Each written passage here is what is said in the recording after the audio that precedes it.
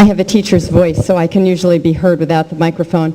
My name is Lynn Bloom, and I am here as a representative of the neighbors along Virginia Road. We are consulting parties in this project, and I live at 25 Fuller Lane in Concord. Nancy has been enormously helpful in outlining the issues that I feel most strongly about with regard to adverse effect.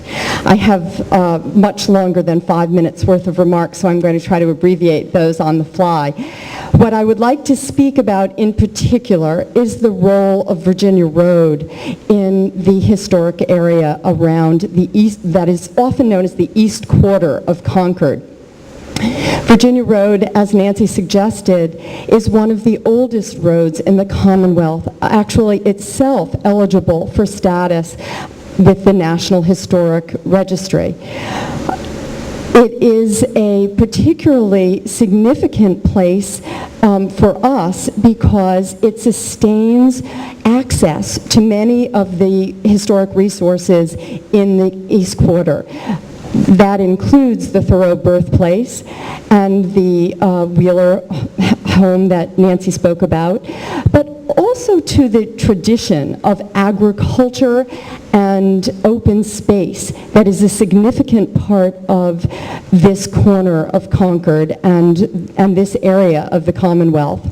But I also would like to speak about the roadway itself.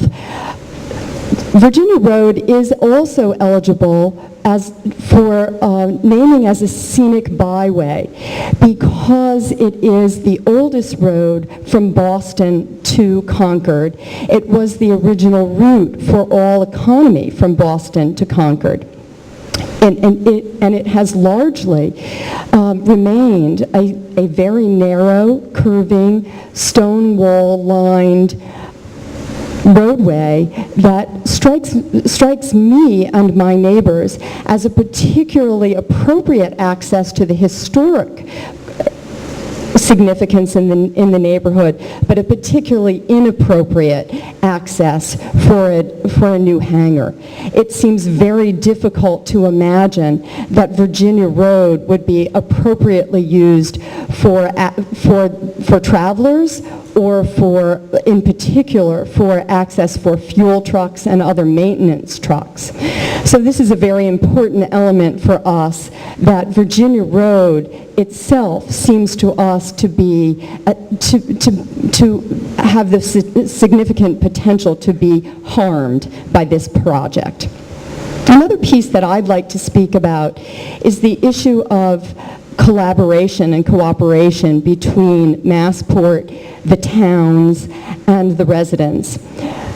One of the things that comes to mind for me all the time is the notion of taxation without representation. Massport has very unusual status in the Commonwealth in that it is nearly free to do as it pleases within its walls. There are a number of recommendations that can be made and approaches that can be taken to create discussion, but very little that can be done without cooperation.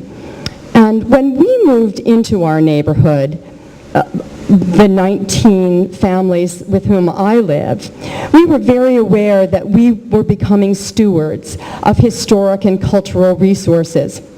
Our homes actually are named for important figures in our intellectual and cultural history. My own home is named for Margaret Fuller, who was a very important intellectual in the period of Emerson and Thoreau. And so we feel strongly our obligation as stewards. We would like very much to cooperate with the FAA and with Massport to create a solution that would serve the needs of all of us, those who seek to preserve the culture, those who recognize the very pragmatic value, as New Englanders do, of economy, but who realize that we have historic responsibility to preserve this particular East Quarter of Concord. And all of this, I have to say, is quite apart from the very distinct intellectual invention that has occurred in this particular building, and even the very unique design of those double-doored arches that represent this particular building. So to move forward with the notion that this building does not have potential for reuse or renovation is to our mind short-sighted, and we are here to urge preservation.